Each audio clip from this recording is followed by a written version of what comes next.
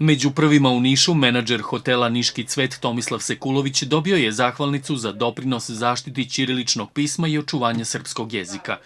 Ćirilica je nešto što je sasvim normalno i obavezno.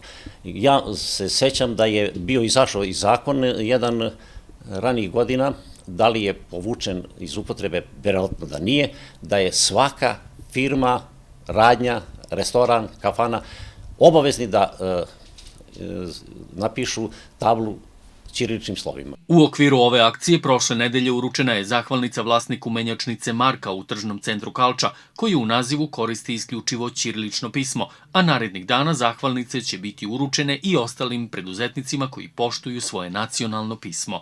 Reč je o autentičnoj akciji koju do sada u Srbiji niko nikada nije odradio. Pokret za život Srbije se na ovaj način odnosi ne samo prema svom pismu, već i prema svim bitnim društvenim problemima.